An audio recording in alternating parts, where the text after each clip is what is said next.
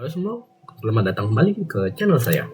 Di video tutorial hari ini kita akan belajar cara menggunakan rumus VLOOKUP dan rumus HLOOKUP di Excel. Oke, langsung saja kita ke video tutorial. Baik, untuk penjelasan yang sesingkatnya, rumus VLOOKUP itu adalah mencari data secara vertikal pada kolom pertama sebuah tabel lalu mengambil nilai dari kolom lain yang ada di sebelah kanan. Jadi, simpel lagi nih. Kalian lihat kan di sini ada kode-kode dan kita lihat di table data VLOOKUP. Sini ada kode-kodenya beserta kode tersebut apa fungsinya. Misalkan jika kode A, maka nama barangnya adalah apel dan harganya adalah 2.500 dan satuannya adalah buah. Jadi dengan menggunakan rumus VLOOKUP nanti komputer yang akan mencari nama barang, nama harga, serta satuan dari dalam tabel ini. Nanti datanya dimasukkan ke sini.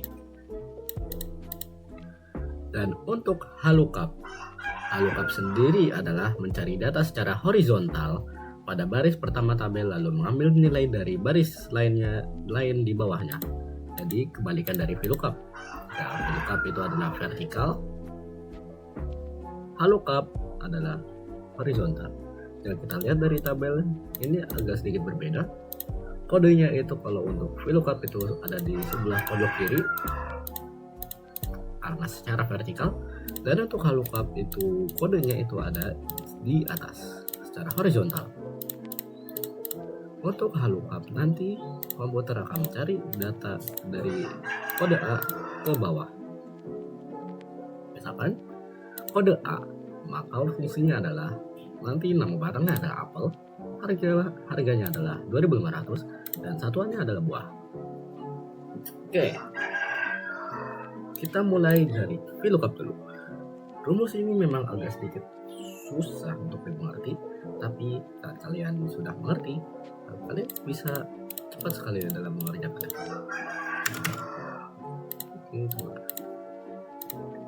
Nanti sama dengan VLOOKUP. Kita buka dulu. Kodenya lookup value. Lookup value itu adalah ini. Value-nya ini tabelnya yang kita ingin cari datanya, yaitu ini.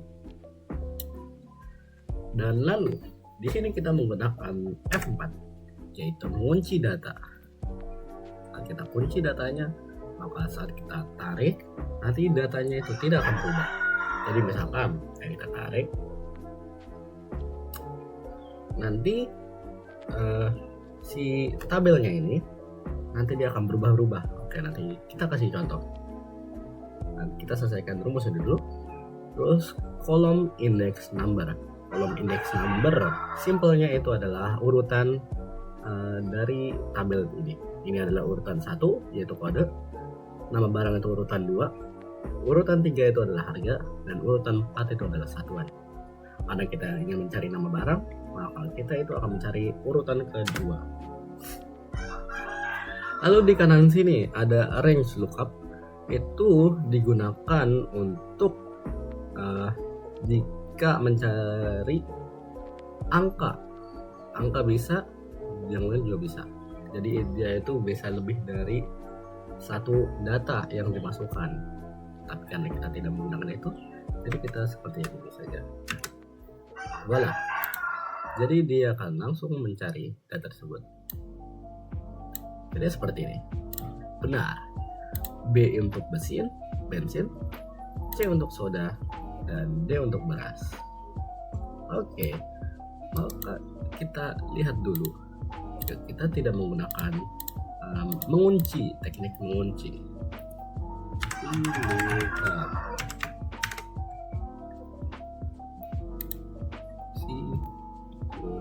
Ini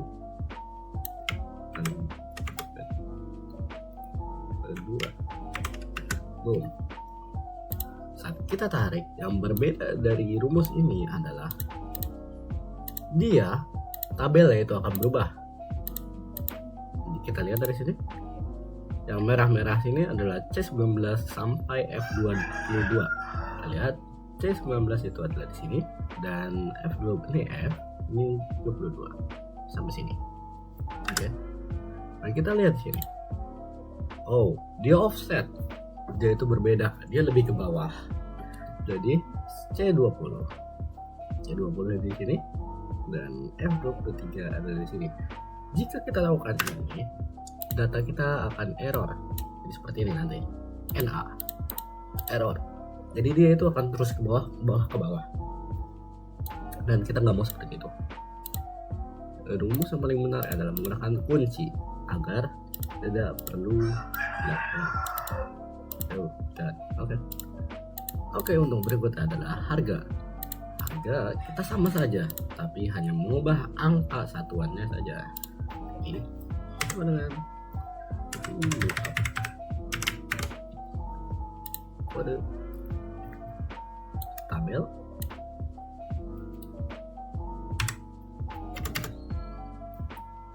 satuan indeksnya berarti 3 karena 1 2 3 tutup dan boom dalam mendapatkan harga. Tinggal tarik. Nah, ini akan terjadi jika kalian tidak mengunci. Jadi kita kunci dulu ininya. Sorry agak lupa. Kita tarik dan harus ada data yang menjadi benar. Tada. Lihat, jika bensin itu adalah 15.000, beras adalah 12.000, oke, dan soda adalah 10.000. Dan kita lihat, satuannya itu tidak sama. Di sini ada rupiahnya, di sini tidak ada. Cara ada rupiahnya itu gimana? Oke, kita kasih tahu juga di video tutorial kali ini, walaupun tidak ada di tugas, tapi nggak apa-apa. Jadi di accounting number format, di sini kita bisa mencari currency atau uang yang bisa kita input ke data. Jadi karena kita ini adalah rupiah, jadi kita tinggal English Indonesia, boom, nanti jadi rupiah.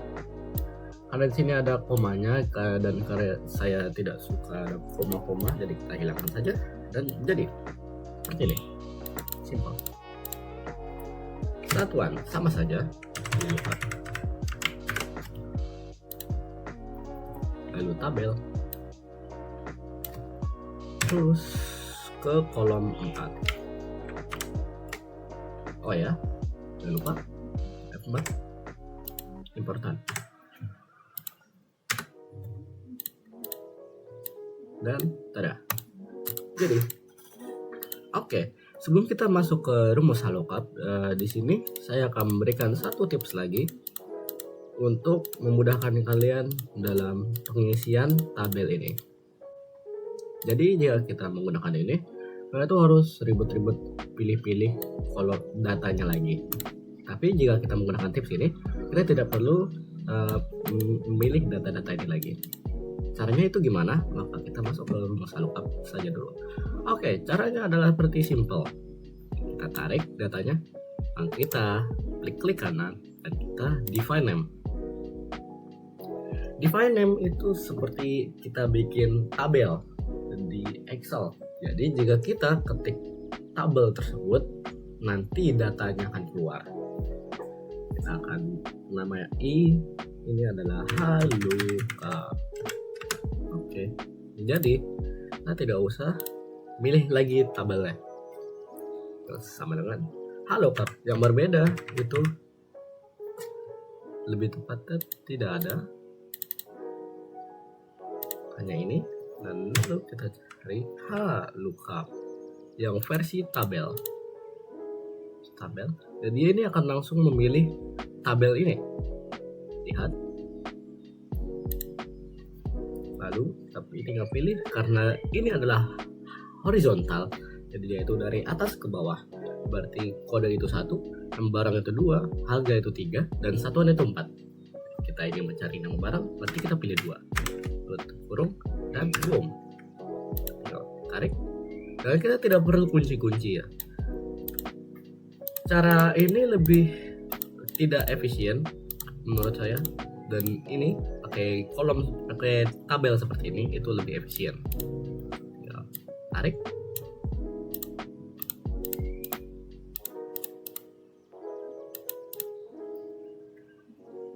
Oke, kapan tarik 3, dan ini itu adalah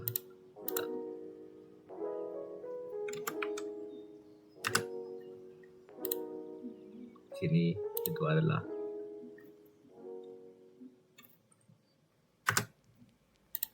H4, dan di sini adalah H4. Tinggal tarik, dan kita tinggal tarik. Jadi kita rupiahkan dan jadi. Jadi kalau dilihat dari video tutorial kali ini, kita bisa lihat VLOOKUP yang tadi kita bikin itu lebih lama daripada HLOOKUP seperti ini. Ini lebih cepat. Tapi ini tergantung kalian, sejago-jagonya kalian. Ya, kalian bisa ketik cepat, nah, kalian akan cepat selesai. Di video sebelumnya kita membahas ini, tapi saya akan memberikan tips lagi. Di sini kita akan memberikan banyak tips. Oke. Jadi karena kita sudah mendapatkan ini, tidak usah, kita langsung saja. Jadi saya akan memberitahu fungsi-fungsi di atas ini karena mungkin banyak orang yang masih belum tahu. Yang populer digunakan tuh, yang saya suka adalah clear content, menghilangkan data, dan lalu ini yang paling sangat menarik bagi saya. Jadi kita pilih rumus di sini, tabel. Di sini ada otomatisasi rumus. Jadi dia auto rumus sum, bisa menjadi rumus sum.